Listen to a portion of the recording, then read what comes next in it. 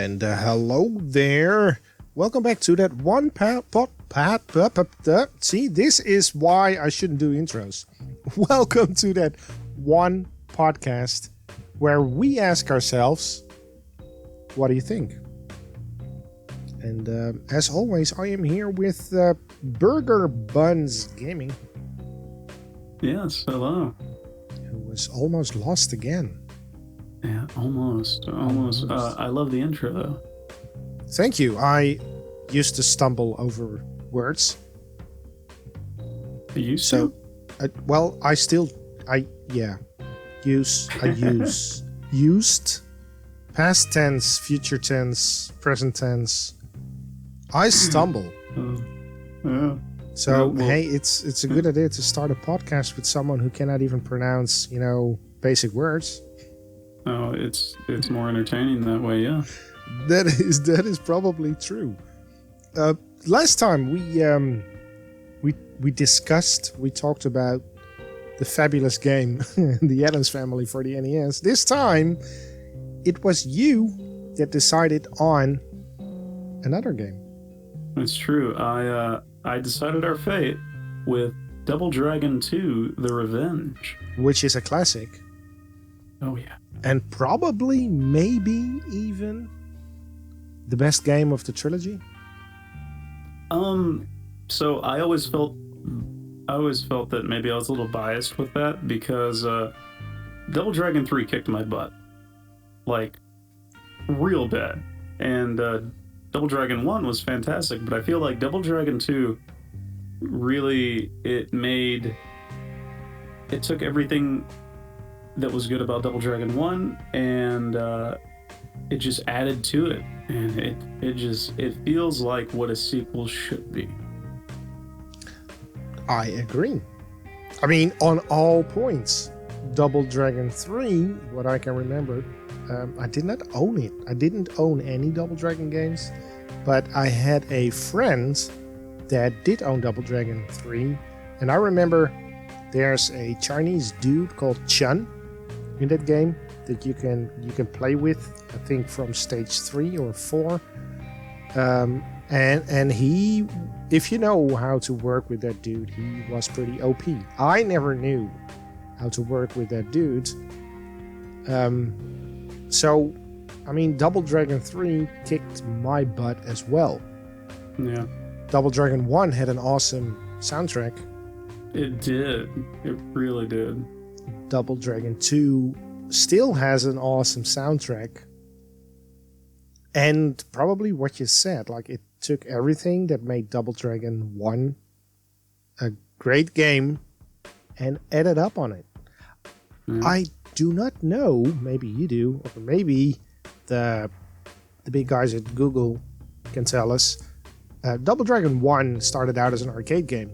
Did they actually made an arcade game out of Double Dragon 2, maybe of 3? Man, you know what? I didn't think about that. I don't know. I do know that Double Dragon 1, yeah, you're right. That started out as an arcade game, and then they ported everything over. But Double Dragon 2, I don't know.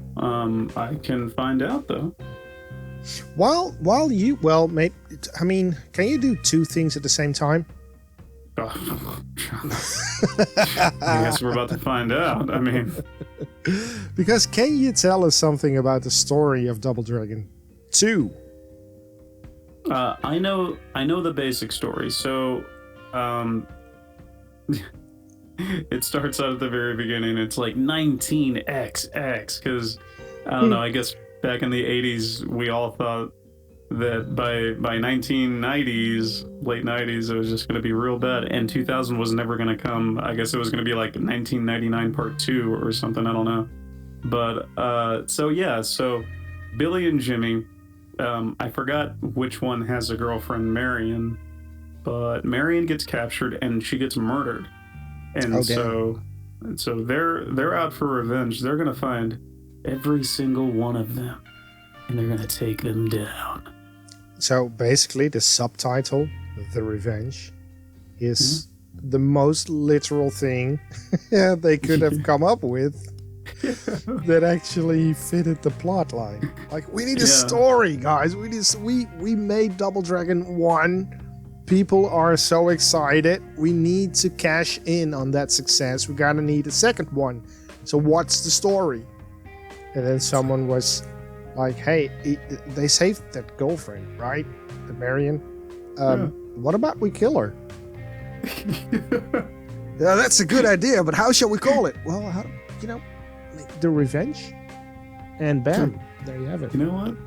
Let's do it. Let's throw this at the wall. It sticks. Let's keep going forward. And so Double Dragon 2 did come out as an arcade. There was an arcade version. I'm not sure if that's what came out first. Actually, with the arcade version, you get to see you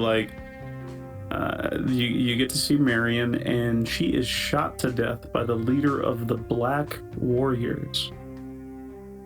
Sounds like an early 90s action adventure movie. It totally does. And people are getting roundhouse kicked in the face, and people are punching and throwing barrels and stuff. And that's... So if you replace like Billy and Jimmy with 4 turtles and that leader of the Shadow Clan with the leader of the Foot Clan, the only thing missing is a murder. Yeah, pretty much. But I recognize that plot. Yeah, it's like, wait a second, I've seen this. Like, maybe April O'Neil gets kidnapped, but they weren't gonna shoot her to death. Yeah, but that's probably the difference between R-rated and PG-13. Yeah, I'm pretty sure they kept that out of the home console versions for a reason, because they wanted parents to buy these games for their kids. Yeah. And back in those days, like late 80s, early 90s, Nintendo had a huge censorship thing going on. Yeah. As far as removing every religious symbol, music, blood, like Mortal Kombat for the SNES. Mm-hmm. They didn't have any blood. It was all sweat. That's true, yeah. So they changed a lot of things. I wouldn't be surprised if that was also the reason why they took that key scene out of the intro. Yeah, I know for a fact that that's one of the reasons why we didn't get Splatterhouse. It's a completely different game, but it's along that same lines. Is Splatterhouse had some religious symbols in there, and I think you use a meat cleaver for your main character, and so they said, yeah, that's probably not going to fly in America. We're fine. Let's not port it over. So we didn't get it, but it looks adorable as heck. Like, we need to bring that up in the future. But anyway, sorry to get off topic. Let's pull back to Double Dragon 2. Yeah, I'm pretty sure that's why we didn't get to see Marianne get shot. But in the opening, whenever you start Double Dragon 2, it shows just like quick little cutscenes.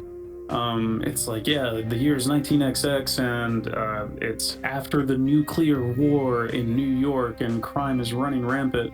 And they show little cutscenes of like the Black Warriors, and there's one where you get the impression that one of the warriors sees Marion, and she's all really afraid. But for some reason, like, we don't allow religious symbols in Nintendo games in America, but she was wearing a tube top that was very revealing of her chest area.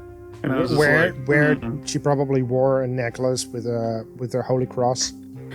Yeah, exactly. But they just erased that. Because the objectification was completely okay. Guns are fine. Nip slips are not allowed. Yeah. And religious symbols. Yeah, neither is religion. So, but cleavage, sure, go ham. Fine. Yeah. Oh man, but yeah, so that's the story. That's the plot of Double Dragon 2. From then you start as Billy and Jimmy, and you kick butt through 5 levels, I think. Speaking of 5 levels, There's, I think there's more than 5. I'm not sure because I played it through, but not sure if I get past level 5. But what I did notice is if you start the game after the intro, no, before the intro even, after the title screen, you get the option to play with 1 player and 2 players. And there's also 3 difficulty modes. Now, the difficulty modes are there for a reason. Yeah. It's not like, hey, I'm going to play this casually. What's the thing with the difficulty modes? So the only thing I've noticed, now that you mention it, like freaking 30 years later when I'm really putting thought into this. Yeah. The only thing I've ever noticed with the difficulty mode is like there's practice, there's warrior, and there's supreme warrior. Yeah. So if you do practice, because I want to enjoy the game and not throw my controller across the room, you only get maybe 3 levels in, and then it says, hey, you did great. But if you want to finish the story, choose a higher difficulty level. And I was just like, oh crap, are you kidding me? It's like freaking Ghosts and Goblins, Super Ghosts and Ghouls. It's like, hey, you beat the game, but you really didn't beat the game. Do it all over again. You know what I mean? Like, it's just like, dude. And so you step it up to Warrior, and it's like, all right, yeah, I can do this. And then you get to level 4, and it's like, hey, you did great. but it's like, dude. To get to the ending. Yeah. Oh man, yeah, it's rough. You gotta. It's definitely a challenging game. It's not that it's bad or too hard or even Nintendo hard, how some people would say, but it's just a challenging game. There are just some moments. There's just a few platformer bits where you have to jump pixel precise. Oh my gosh, you do. Didn't we talk about this last week? yeah, it's like a thing with Nintendo games, right? But don't even get me started on Mega Man. We're not talking about Mega Man right now. We're talking about Double Dragon. Mega Man is off the plank. That's not something we're gonna touch. Which one? Yeah. 2. Yeah. Any of them? Pick one. But speaking of Double Dragon and those pixel precise jumping things, I mean, let's talk about the controls. Ooh, yeah. They are weird. Oh yeah, I didn't warn you about that going in. No. Which is fine. Well, yeah, it creates an experience for you. Yeah. Well, the thing is, since you're a Street Fighter, you're a brawler, Billy and Jimmy. You can punch and you can kick, and usually you had buttons to punch and to kick, and like the Nintendo had 2 buttons, the B button and the A button, and usually they use the A button to jump and use the B button for any action. In the case of Double Dragon, the B button is used to either punch or kick to your left. Depends on how you're facing. If you're facing left, you're punching left. If you're facing right, you're kicking to the left. Now the A button is used to punch and kick to the right side, depending on how you're facing. If you're facing to the right, you're punching, and if you're facing to the right, you're kicking to the left. Now, you can jump, but there's only 2 buttons. How the hell do you jump? And in a game like this, you don't jump with up because you can climb a ladder with up. Exactly. Yeah. It's all context based. So like you said, if you're looking right, A is to punch. If you're looking left, B is to punch. It's like, wait a second. And that threw me off when I first played it. So, you're trying to figure out how to jump, and this even happened in Double Dragon 1. Yes. I didn't know how the hell to jump. I was like, well, what's going on here? So you have to push both A and B. And, at the same time. Yeah, it sounds easy enough, right? It's just like, oh yeah, that's just 2 buttons. It's a Nintendo controller, you're fine. No, not really. They were pretty creative, though, with the controls. Yeah, and that's actually a really good point. Like the limitation, kind of like last week when we were talking about the soundtrack for Addams Family. Yeah. The limitation actually bred creativity, which that happens. That's exactly what happens.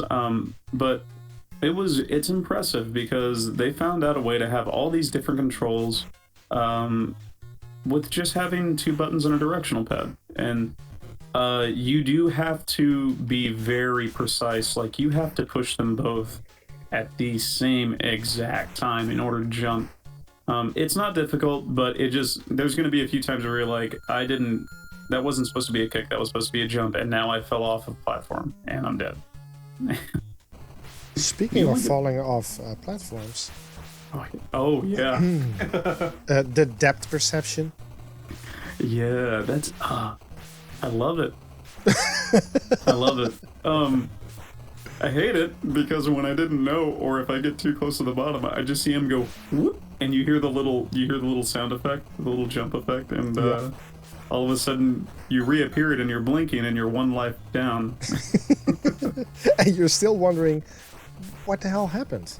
Yeah, like, wait, the hell is this? I'm supposed to go there, right? Yeah. Well, man. but first you need to walk 4 pixels to the left and then kill that enemy, and once that is done, you can actually go down. Yeah. Because that's how the game works. You can't go down sooner, though. If you try to do it any earlier, you're going to have a bad time. You got to wait for them. I guess again, 30 years later, I'm barely thinking about this. I guess it has to, the arrow to tell you to go further, that's from the arcade port. Like in arcade games, whenever you need to continue, you get the arrow. Yes. So I guess it loads the stage. Like, well, no. Because there are certain areas that it tells you to go down, and if you don't use the ladder, you just jump off the stage and you die. To me, it kind of felt like, hey, you need to clear the screen first. Oh, yeah, that's a good point. Like, hey, there's still an enemy. I know you don't want to fight him, but you gotta fight him if you want to continue the game. You gotta do hard things. This is the real world. Yeah, and then you get a message, hey, you know what? Thank you for practicing, but do you want to continue? Hey, how far did you end up getting? But what difficulty level did you choose with?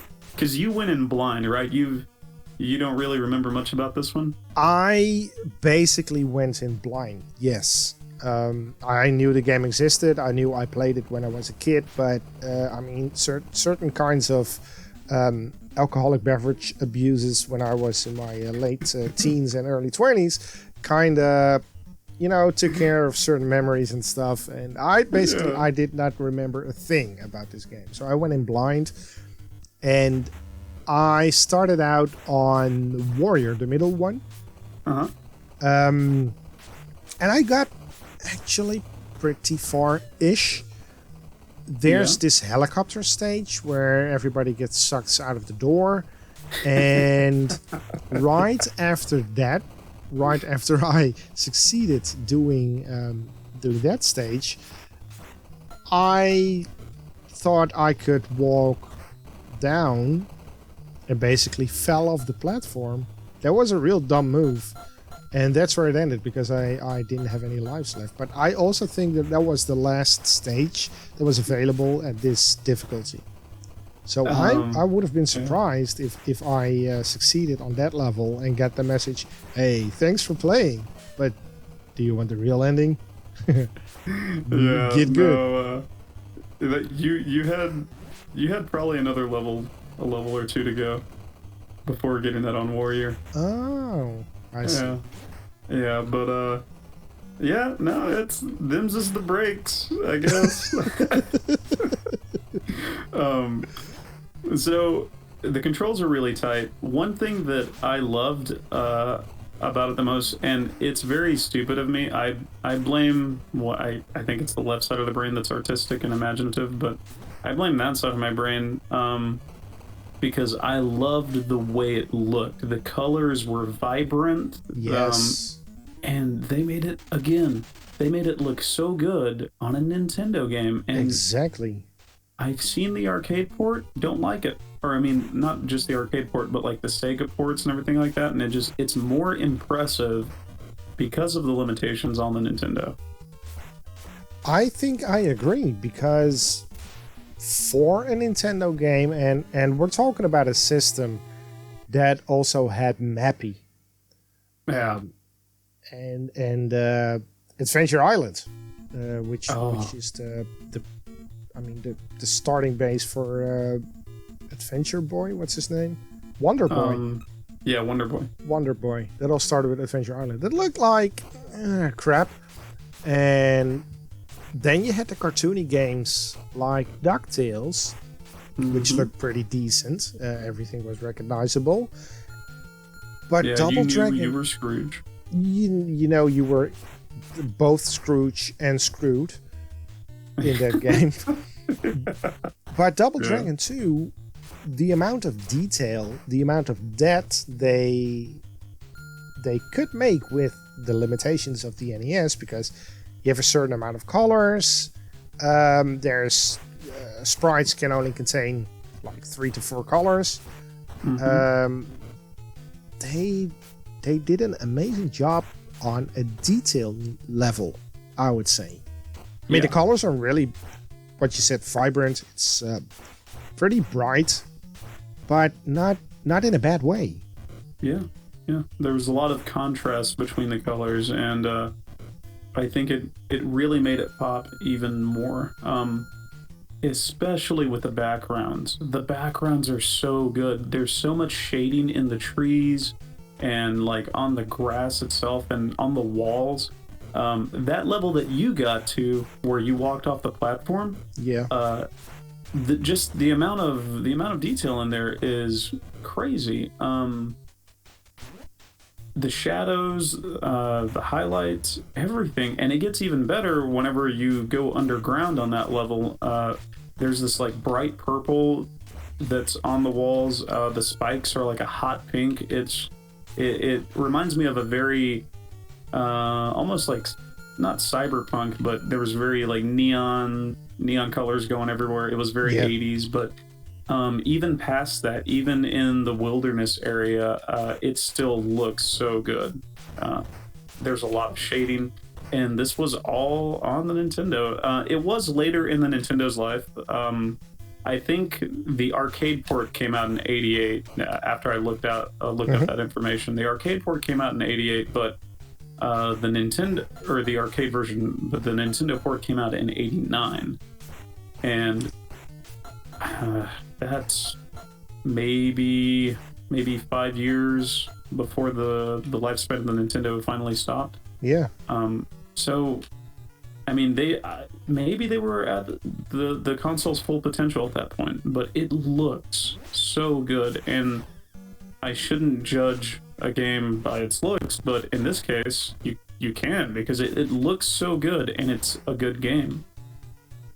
I agree. Do you think that this game is probably one of those games that put all the hardware that was in the Nintendo console and basically put it to the test? Like, did they squeeze everything out of the hardware? Oh, yeah. Did they reach the console's full potential with it? Probably, yeah. I'm not sure. I think you're right. Because everything, and it's not just the looks of it. Like, we were talking earlier about how smooth the controls are. Exactly. And the character animations and the background, the stage animations are just as good. So you have these two characters. They fight with a scream of sticks. They fight with two sticks, one in each hand. And whenever you try and hit them, they're a higher enemy tier. They duck, they back off, and you can't hit them. And just the animation of them crouching, it looks so cool. It looks just, man, it doesn't feel like a Nintendo game. That's a good sign. Yeah, whenever the characters look, I can't think of another word, but when they look that cool, and you're just like, holy crap, he just dodged. And it's not like he kind of like backed up. Like, no, he crouched and you see one knee go down and he pulls his arm up to almost block. It looks good. And it's just like, dude, this isn't a Nintendo game. What's going on here? I think what makes Double Dragon an extremely good game is basically the combination of everything. Like, we got a solid soundtrack that will pump you up because you're still playing an arcade beat 'em up genre type of game. So you get pumped up by the soundtrack, then like the details, the graphics, the decisions, the color that's on your screen. Then with also what you're saying, the animations, it all adds up to an experience. Like, you are, that's what I had when I played the game again. You are in the game. You are Jimmy or Billy or who you're playing with. That's you. And combine those three things with tight controls, because they were really, really tight. There was no delay. Also, there was no slowing down with the game. Back in the days, if there were too many sprites on the screen, everything would just slow down. They probably limited certain scenes to, hey, don't go over that because we will slow down. I never experienced any slowing down when playing the game. There's not slowdown because it's almost like you're thinking the system's having a hard time computing everything, but there's not that in this game. Now you might see a little bit of like transparency with the sprites, the enemy sprites that are on screen, but it's hardly noticeable. Like, you're so caught up in the game, which is such a good thing, that you're not worried about that. You're worried about landing the hit on these guys, because these guys kick. And when they kick, damn, they hit you and they stun you. And that's... You go flying. Yeah, that's another really cool thing about it, is like, the whole game, it's so good because it doesn't just look good. It doesn't just sound good. It doesn't just feel good. Like, they have all of these little things, like, this enemy comes up and they're like a Taekwondo enemy. Like, they kick, and man, when they kick, they stun you, and they're gonna land like 3 more kicks, and you're gonna have to get knocked down and get back up and do it all over again. There's such a variation in enemies in such a cool way that they'll throw 2 or 3 of them at you. You might see some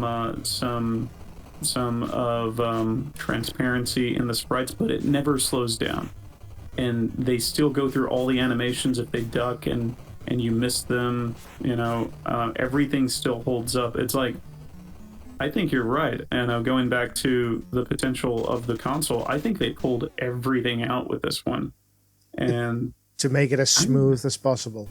Yeah, and it's such a good experience. It's real good. Speaking of enemies, by the way, did you notice that big guy that is also in the helicopter? We all know him as Abobo. He looks like Danny Trejo. Oh man, I didn't think about that. I thought you were going to go the other way with the guy with the flat top. Schwarzenegger? Yeah, the one that looks painfully close to Schwarzenegger. He's got camo pants, no shirt, and a flat top. That's probably on purpose, but Abobo, oh yeah, when I saw him, I was like, that's Danny Trejo. Yeah, that's a good point. And Danny wasn't even famous back then. Yeah, and maybe this is what happened. Maybe the guy that first got Danny Trejo was just like, oh, you know what? You look like a Bobo from Double Dragon 2. Did they make a Double Dragon movie? I think they did, right? They did. They made a Double Dragon movie back in '94, I think. Was Danny Trejo there in the movie playing a Bobo? I don't even have to Google search that one. I'm going to say no, but he should have been. Dang it, he should have been. Yeah, they missed an opportunity there. Oh, yes. Out there, though. Because, as far as I can recall, that movie didn't do really well. Oh, no, it didn't. It really didn't. And, I vaguely remember it. I think that's one that I kind of watched and was just like, well, And I mean, years attempts were later, made. you're like, hey, there was that movie, and you see it on Hulu or Netflix, and you're like, you know what? I have some slight fond memories of that game. Let's watch this movie again. And after an hour and a half, you're still with your earlier decision of the early 90s, like, no, that's not going to happen again. Yeah, it's like, yeah, But- no, that was a bad idea. 20 years from now, you're going to do the exact same thing. Yep. It's like, you know what? Maybe I just couldn't appreciate it at that point in time in my life. Exactly. And you realize, no, I was know. right. yeah. My gut feeling was, nope, that's not going to happen again. Yeah. But yeah. No, go ahead. No, sorry, I'm doing a platforming part on Double Dragon 2 right now as we speak. Oh, I was about to say you're most playing months. Addams Family again. Oh no, you know Still. what though? I played Addams Family for a solid 4 days after the podcast though.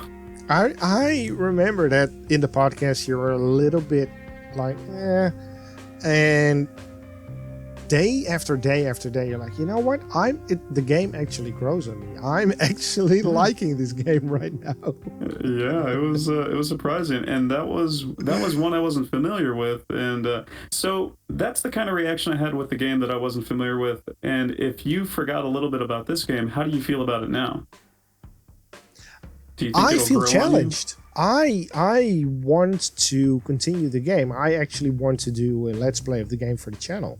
I mean, the game is not that long, time-wise, if you know what you're doing. Yeah. I'm pretty sure it is doable as a let's play. I really enjoyed it. Yeah, But then again, I do like beat-em-up games, so... Yeah, you definitely have to know what you're getting into, and it's definitely beat 'em up, you know. I was afraid that it was just going to be my nostalgia getting the best of me. Because, hey, guess what? I'm on... Oh, okay, no, it's fine. Whew, I was going to say, I'm on Supreme Warrior, and I got the, hey, it's too difficult. Maybe you should... it wasn't the... I almost rage quit, not going to lie. Yeah. But I was afraid it was the nostalgia getting the best of me, because along with everything that we've talked about so far, I failed to bring up the fact that you can do simultaneous co-op with this. Yes. And that wasn't a thing in Double Dragon 1, you know? And coming from Mario, Super Mario Bros, Super Mario Bros 2, you know, Super Mario Bros 3 is where it was it's like, man, you could have had co-op. Why didn't they do simultaneous co-op? But Double Dragon 2, it was everything I wanted it to be. Me and a buddy, it was usually my cousin would come over. We would both take on Double Dragon 2, and it was great. You didn't have to wait. You didn't have to take turns, you know? Nope. You just dove right into the action, the both of you. And it made it seem like that much more of an experience rather than just a game, you know? Did they do the live stealing thing like the Konami games? I remember that if you have Contra? like Contra, you could steal the life. Well, basically, you shared all the lives you had. Yeah. No, I don't think so. It's been forever since I've played it couch co-op with somebody, but I don't think that was one of the features. I guess they kind of... Maybe they got the hint with Contra. Yeah. Don't do that. Dear. Yeah. That's rage inducing. You stole my life. Like, don't push start. Don't push start. Dang it, dude. Yeah, why? Why I are you remember using that up too. all my lives. I think it's may time. have, I think it's time for the final conclusion, Nick. yeah. I mean, we said a lot of beautiful things about Double Dragon 2. I don't think we said anything negative. Well, Is there there's a anything few. negative? I think if there was going to be a negative for me, it's the dang platforming in the game.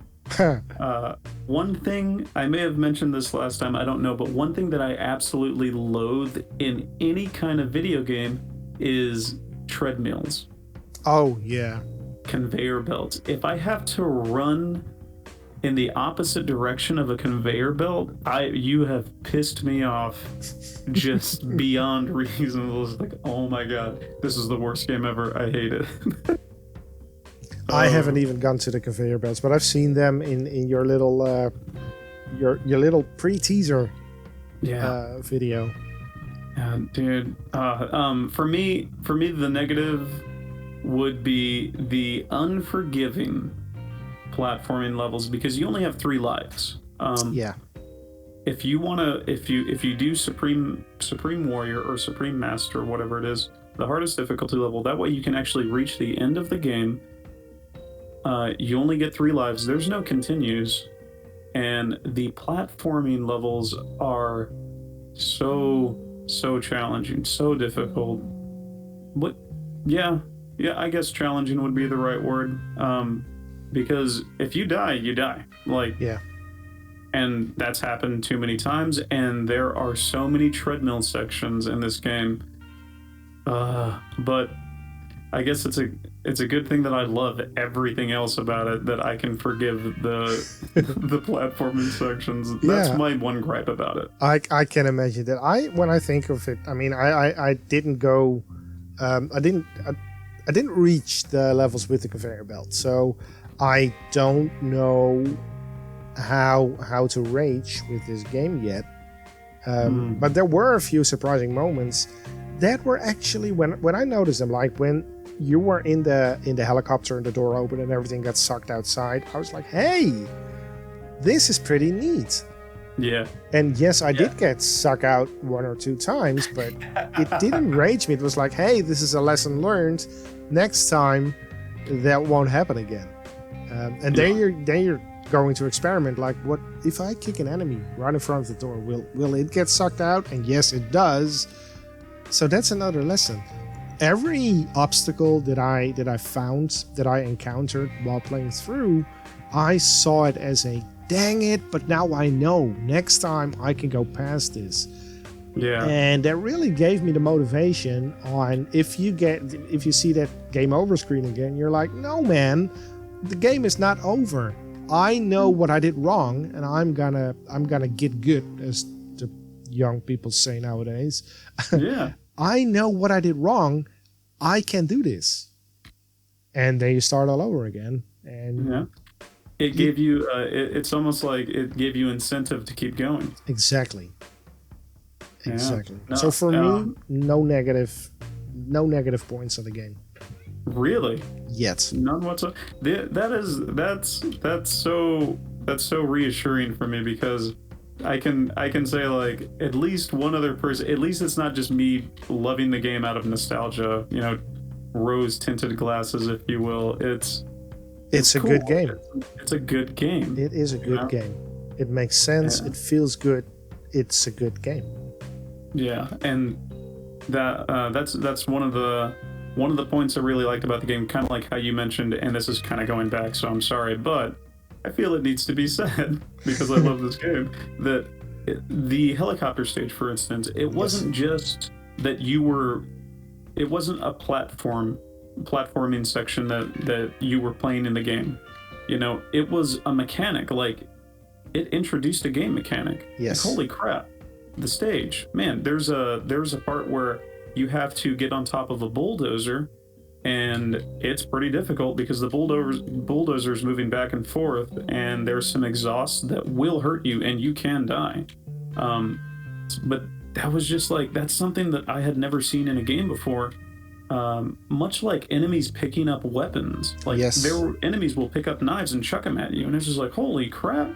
Like, I hadn't seen that before. Well, I've seen it in part 1, but it just, I guess along with everything else that we've talked about, it just made the game seem that much cooler. Yeah, it gave it more depth. In my opinion. Yeah, and it really did. Like, it feels more than a run-of-the-mill Nintendo game. And I think even in '88, we're in 2020. I think all these years later, it's still worth playing. It still stands, definitely. Yeah. I would be able to enjoy the Double Dragon games today, even couch co-op. That would probably enhance the fun. Oh man, it really would. but even single player, I enjoyed playing the game for this podcast. Yeah. Absolutely. Definitely. I enjoyed it. I love it. So that's a very positive conclusion then. And I think we only have one more thing to say. Mm-hmm. And, here's the incentive. We are talking about games, obviously. And we also have a Discord channel called The Nap. And we have decided to implement our little podcast into the Discord, or the other way around. Anyways, if you would like to hear us talk about a certain game, you can become part of the Discord and put up some suggestions for us. Also, every 2 weeks or so, because we're still winging it in terms of scheduling in the podcasts, but every period, every 2 podcasts, let's keep it safe at that, we give 2 game suggestions that we want to talk about, and you guys can vote on what game we're gonna talk about next. So there's interactivity. You have you have a say in this, and you know, even just getting what games are going to be, what games are options. Look them up real quick. See if there's one that's more interesting to you than the others, and throw your hat in the ring. Exactly. Also, one thing Poofy failed to mention was the NAP Discord is a fantastic Discord. I was not part of the original crew that started the Discord, but I have to say that ever since I joined, it's so inclusive, and everyone is helpful. They're supportive, especially for content creators. But even if you're not, even if you want to be part of a solid group of people that is just so helpful, so nice, especially in times like these. The NAP Discord is great for that. There's a great community there, and everybody is so inviting and so welcoming that it really is nice and refreshing to see that, especially with everything that you could find bad in a community. It's nice seeing that. So yeah, that's my 2 cents on it, and I am really stoked that I got to be a part of it. Thank you. I mean, I could have told it, but I'm pretty biased when it comes to this. So, yeah, but thanks for the kind words. We're just doing our best, and we're making a very happy place, which sounds a lot like Walt Disney, but we're humans. We're humans enjoying video games, and right now we are 2 humans enjoying talking about video games. And to be honest, the first episode was received pretty positively, so I hope the second one will also gain some interest. Yeah. And with those words, I can definitely say, what did we think? I need to work on an outro. I like winging it. We're gonna stay with the wings. We're each other's wingman, so that'll be fine. But yeah, thanks everyone for watching, and I think we'll see you next time.